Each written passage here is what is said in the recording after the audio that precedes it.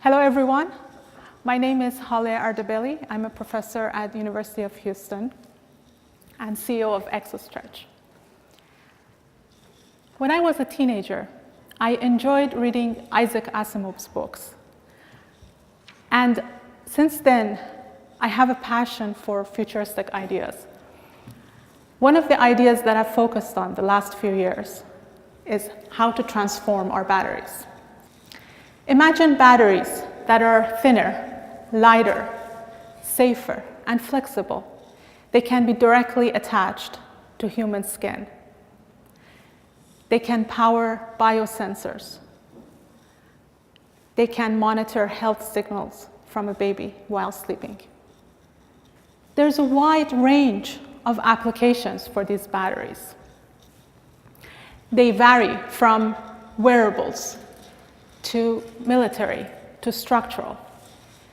They can be embedded inside composites, in buildings, in components, inside helmets, inside the materials of drone.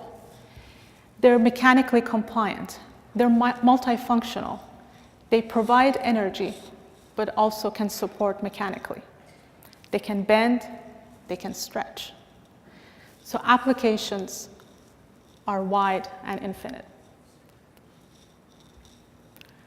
So I put together a team of master's and PhD students at the University of Houston.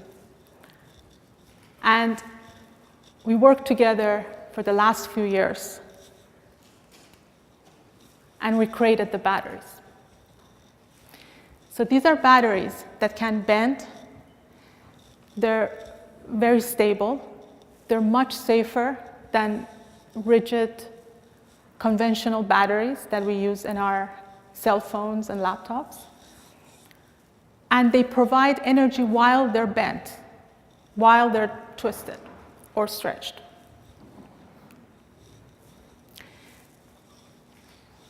So possibilities are quite wide because now we can create configurations into the batteries. We can make them in a spiral mode that can stretch out of plane, as shown here.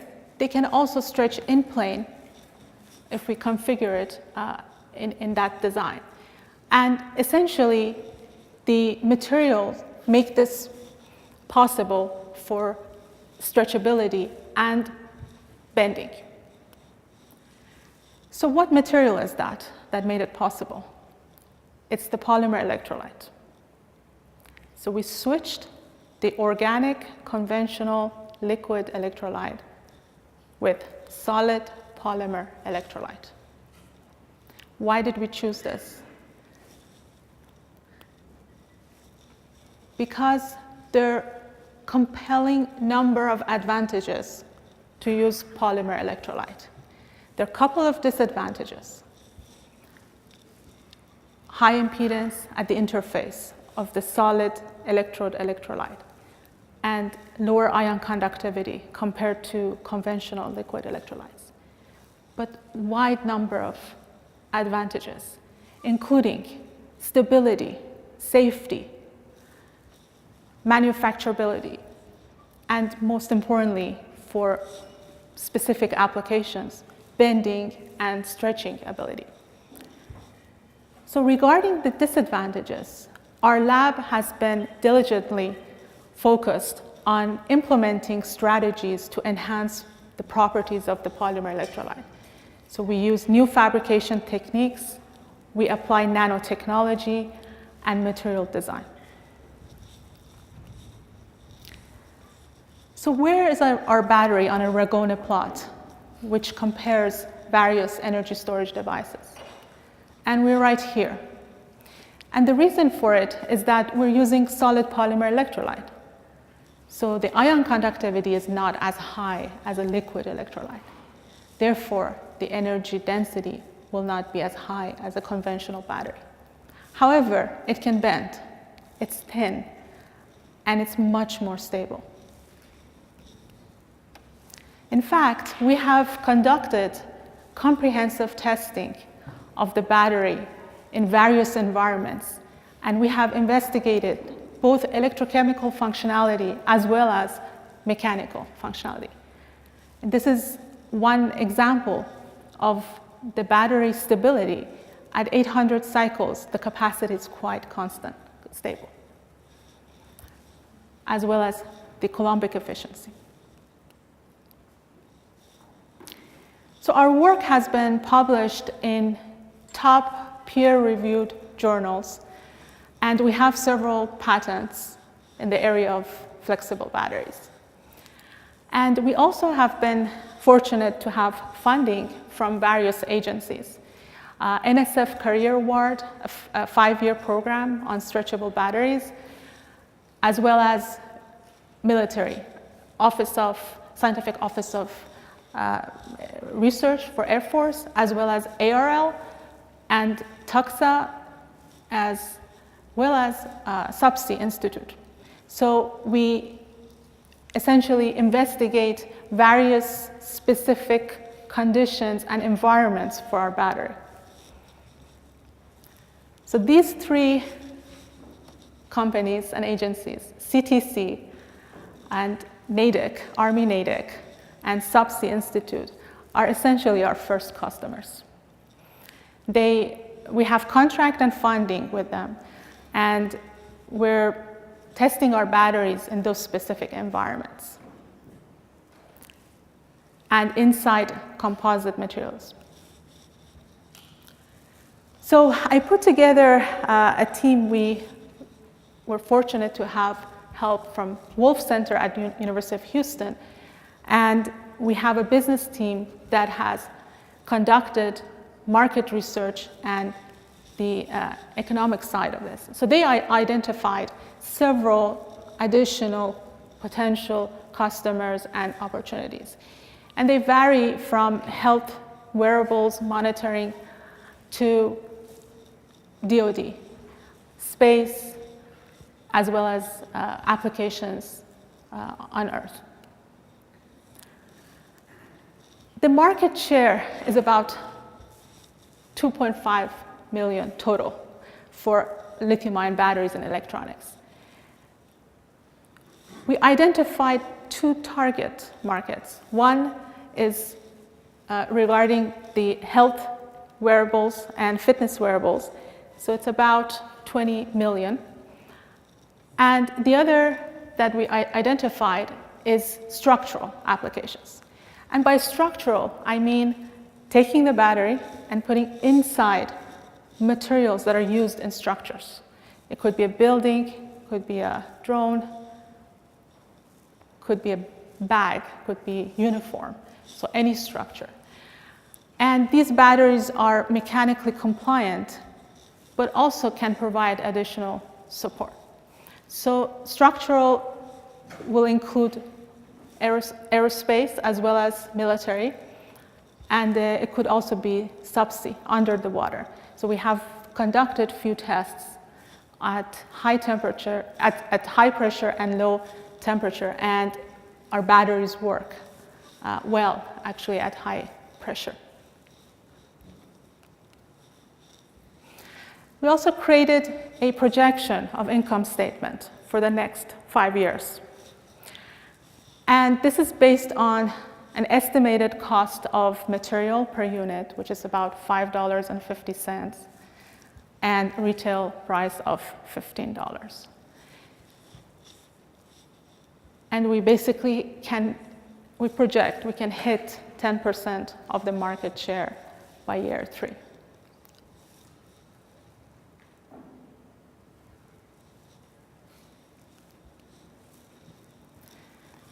Now, the roadmap for this technology consists of the research, which has been mostly done, and prototype development, which again, we have prototypes currently that we are testing in various environments. So our patents are with University of Houston, and we're in the process of negotiating on the patents, which is going to be a very smooth process. And we just created the LLC. So that's a spin-off. So we're right there, the red arrow. That's where we are. And now we're looking for partners, and we're looking for investors who can work with us. And we're also looking for individuals who can help us move to the next step with the company. So we are filling key positions in this company. And we would like to make manufacturing facilities that can lead to large-scale units.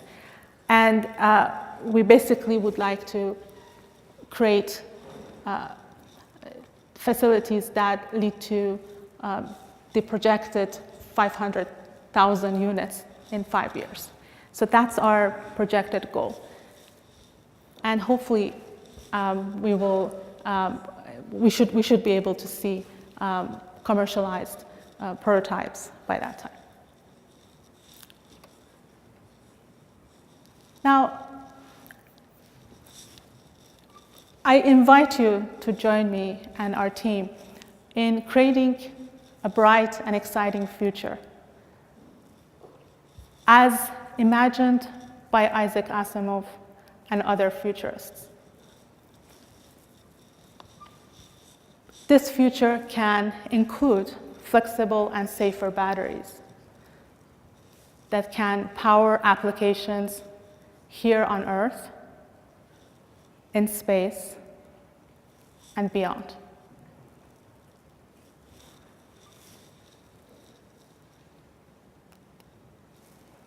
With that, I thank you and look forward to working with you.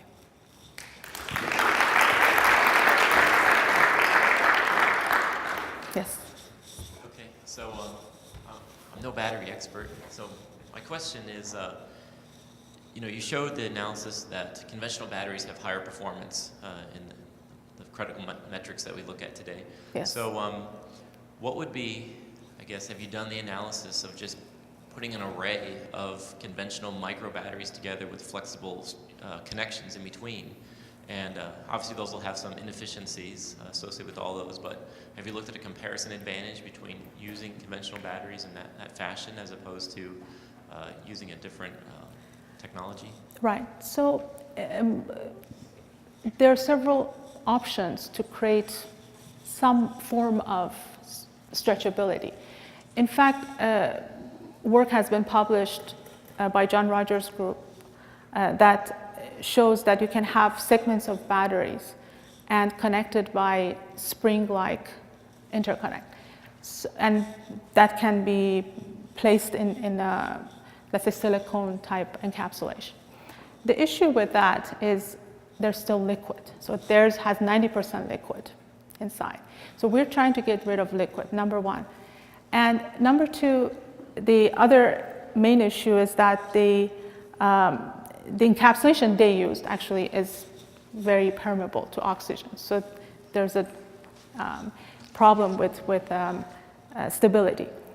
And regarding having so if we have it hermetically sealed with aluminum, like what you're suggesting, micro batteries, small batteries, and connect them with spring or some other sliding maybe motion, essentially we're going to compromise on the mechanical flexibility of the entire structure, right? So because we're going to be limited with not having a thin, very thin battery that can bend, you're going to have essentially some parts that are going to introduce a third dimension. It may introduce, so something to think about. I think for certain applications, maybe that's the right way to do it. But for some applications that I can foresee, for example, wearables, do I want to have liquid electrolyte anywhere in my clothing or jacket? Right, so those are questions to ask. If we want to make it very safe, we want to get rid of the liquid completely because it's prone to leakage, right? So if there's an impact, it can cause leakage, and that's another safety hazard. So my vision is that for certain applications, we want to stay solid state, ceramic or polymer. And for stretching ability, we want to move to polymers. I had a question about your ask. Could you go into a little bit more detail specifically about the financial ask and where that's going to take you? This one here, right? No, how much you're trying to fundraise right now? Sorry? Your fundraise ask? Fundraising, yes. So we would like to create a large manufacturing facility that can produce large-scale number of units. So based on the market share that I showed you, I think we expect that there would be interest in both the wearable industry as well as the structural. And based on the first customers we have in some sense. So the idea is that we would like to, the first step could be that we transfer to a facility within UH campus that is actually meant for startups, and they can support that. So there'd be some minimal cost for the rent, but equipment, we need all specific equipment for large-scale manufacturing, and also the standard. I think probably few million, I think the million range would be a good number to invest with the right people to bring in the right people, as well as equipment, testing that needs to be done. So I think I'm thinking in that range, million or more would be a good number to start with. But I think low values would limit us to small-scale manufacturing. You say that you increase safety. Can you say something about the failure modes, and have you had batteries fail, and why do they fail? Yes. So batteries can fail if we don't follow a certain standard. So it took some time to apply a standard in fabrication. So it could be just a defect, or the layers are not connected well. We have now reached a basically phase that we have a very standard, consistent process in place. So we have minimized defect, but I always say there's a yield, and especially yield associated with new people coming to the lab. So we still have that. We don't have 100% highly functional batteries. So there's that aspect of it. And I think regarding the operation failure, I have not seen, but my postdoc is here. I can ask him if he has. So far, I know most of our challenges are from the very beginning, if the battery is functional or not. But when it's functional, in general, we can tell from the first few cycles, it can last up to 800, 500. Mejdi, is there other failures that I don't know about?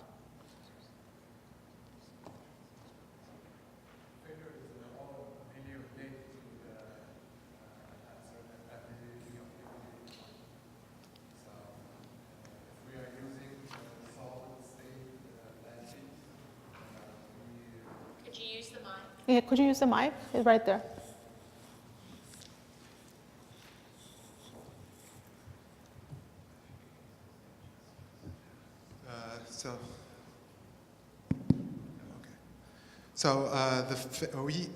For our battery is a solid state batteries. So we conducted a fatigue test, and we tried to investigate all the failure reason for our battery. The main reason is the solid-solid interface between the electrode and electrolyte. But if we compare our battery to the conventional battery, the conventional battery are using highly flammable electrolyte, which is again prone to the severe issue, the leakage and thermal runaway. SCI formation. So, again, to summarize, our battery is more stable and more safer than the conventional batteries. Right. We have done numerous fatigue tests as well on the battery to see if it would fail while it's bending. So we have not seen that. So we see what I have not shown here, but we're publishing that, and some of it has been published already, is that it has stable voltage retention for up to 8,000, 9,000 bending cycles. So we know, as I said, our experience so far is that if a battery is functional from the beginning and there's no defect, it would last for many high cycles. Hi, Rich Godwin here from Space Technology. Over here, stage right. Sorry? Oh. You're okay. right. Yes. So you said you were going to put these in clothing. So what impact Yes. would doing your laundry have on the battery? It's a very good question.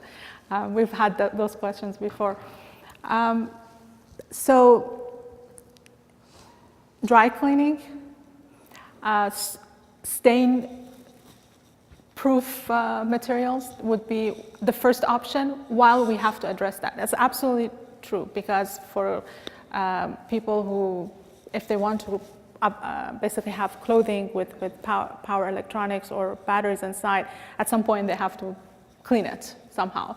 And I think dry cleaning is our first solution right now. But I'm very interested in coming up with additional solutions and welcome discussions on that. Yes, you have some additional idea, Majdi? Yes. Actually, our battery is completely waterproof.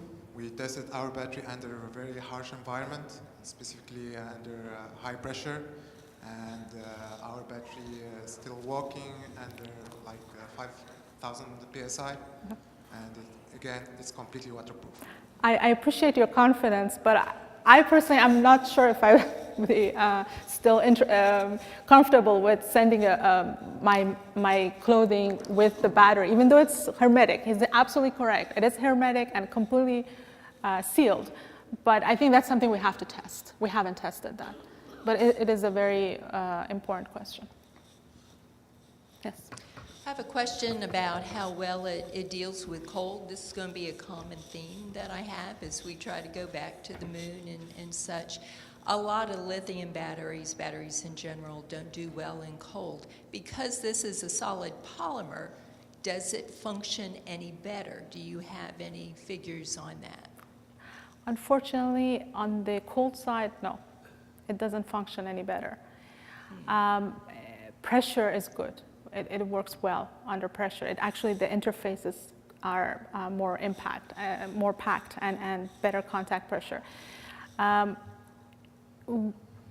The way around that is for those specific applications, we have to fine-tune the electrolyte and basically add certain materials, additives that can enhance conductivity. So as many of you know, transport of ions or actually any species can slow down with temperature. So this is a common problem with any electrolyte, but specifically with solid polymer, we have to probably introduce some additives to help with that process if it's going to function at a lower temperature.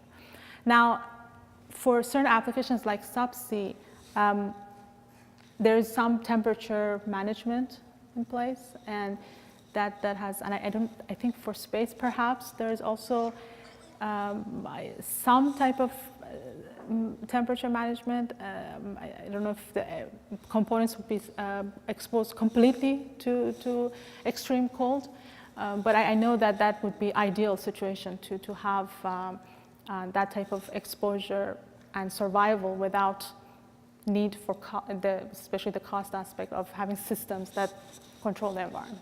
I can see where if it's a wearable or something, that will be an environment that a human body would be able to withstand. Yes.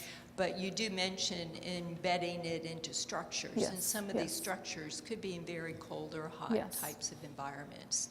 Okay, so it's probably pretty similar in performance to standard batteries. I think in terms of performance, in the cold environment will be similar, yes.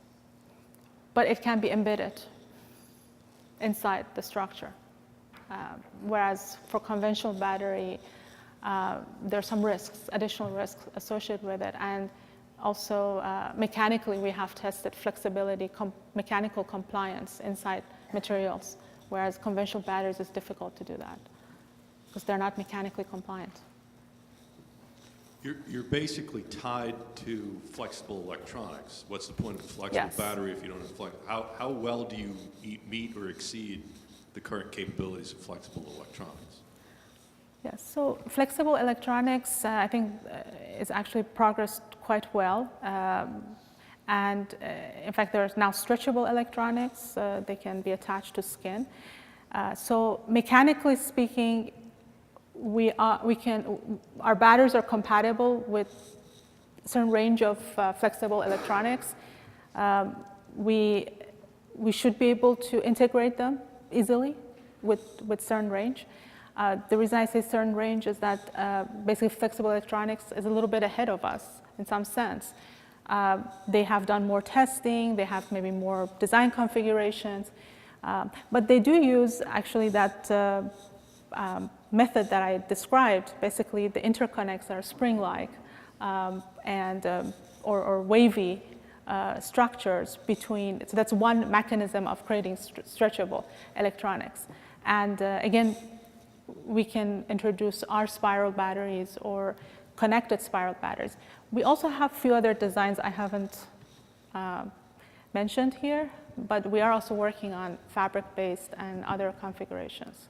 So we are investigating a wide range of flexible and stretchable ideas. And that's time. Thanks very much. Thank you.